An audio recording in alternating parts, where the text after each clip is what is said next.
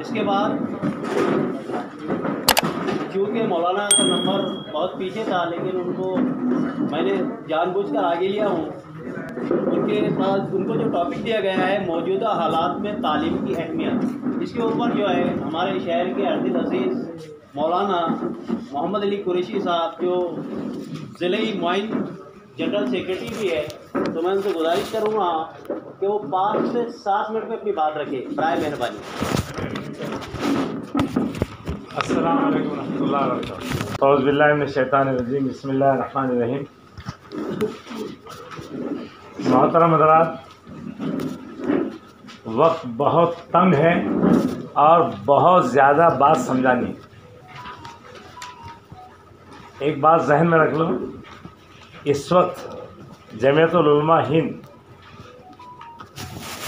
کا ایک پروگرام ہے کہ تعلیمی ہفتہ منایا جا رہا تھا۔ ایک ہفتہ مکمل ہونے کو آیا تو بڑوں کی طرف سے ایک اشارہ ملا کہ اس کو 9 تاریخ تک کر دیا جائے، اس کو بڑھا دیا جائے۔ اصل میں سب سے پہلے ہم لوگ جو جہاں جمع ہوئے، جس بینر تلے ہم یعنی جمعیت العلماء کے بینر تلے یہاں آئے ہیں،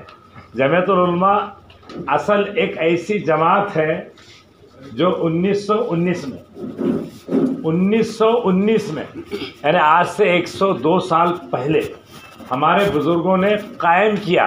اور اس کو قائم کرنے کی صرف وجہ یہ تھی کہ ہندوستان میں مسلمانوں کی حیثیت کو مٹایا جانے والا تھا، مٹایا جا چکا نہیں تھا، مٹایا جانے والا تھا۔ تو اللہ کا فضل ایسا ہوا کہ اس جماعت میں کچھ ایسے لوگ جڑے جن کے اندر خدا تعالیٰ نے ایسے فکرات دی کہ آنے والی نسل یعنی 1919 اور آج 2022 103 سال ہو چکے ہیں، لیکن یہ کام الحمدللہ بڑے اخلاص کے ساتھ، جواں مردی کے ساتھ، ہمت کے ساتھ کیا جا رہا ہے، اور مسلمانوں کی یعنی معاشرتی اور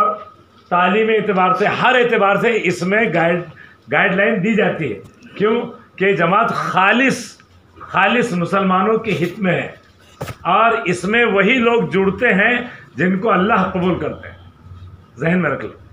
اب یہ کوئی سیاسی جماعت نہیں ہے، بلکہ مسلمانوں کو کس طرح دین پر باقی رکھنا اور آئندہ کی نسلوں کو کس طرح دین پر چلانا، یہ ایک فکرات ہے۔ تو آج ہم جتنے لوگ بیٹھے ہوئے یہاں اس بات کو لے کر اٹھیں گے کہ انشاءاللہ آنے والی نسلوں تک، جیسے ہمارے بڑوں نے 1919 میں اس کو قائم کیا اور آج 2022 چل رہا ہے، 103 سال ہو چکے، تو ہمارا بھی نام کل قیامت کے دن اللہ تعالیٰ ان کی لسٹ میں لکھے گا کہ ان کے بڑوں نے 100 سال پہلے کوشش کی تھی، 100 سال کے بعد ان لوگوں نے آنے والے 100 سالوں تک لوگوں کے لیے، مسلمانوں کے لیے گائیڈ لائن بننا اور مسلمانوں کے لیے نمونہ بننے کی کوشش کی تھی۔ کریں گے انشاءاللہ۔ اور ایک بات ذہن میں رکھو، یہ جمعیت العلماء کے بینر تلے میں آپ کو بتاتا چلوں کہ ہندوستان کی آزادی اگر یہ بڑے بزرگ نہ ہوتے تو یقینی طور پر ہونا ہی نہیں تھی، لیکن یہ ریشمی رومال کا جو ایک سسٹم چلا، ہمارے بڑے بزرگان دین مکے میں تھے، اور تحریک رومال کہتے ہیں، تحریک ریشمی رومال یعنی ایسا تھا جیسے ابجد حوض حتی کلمن، یہ ایک سسٹم ہے عربی کا، جیسے آپ ABCD EFGH لکھتے ہیں،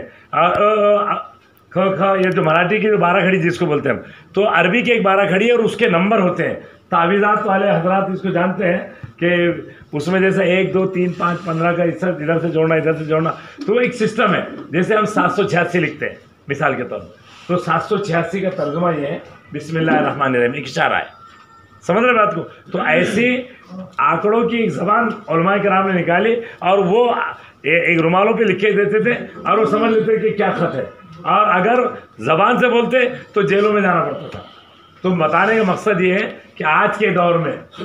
ہماری تعلیم، ہم یعنی ایک بات ذہن میں رکھ لو، پوری دنیا بنائی گئی، وقت مجھے بہت کم دیا گیا، اور خیر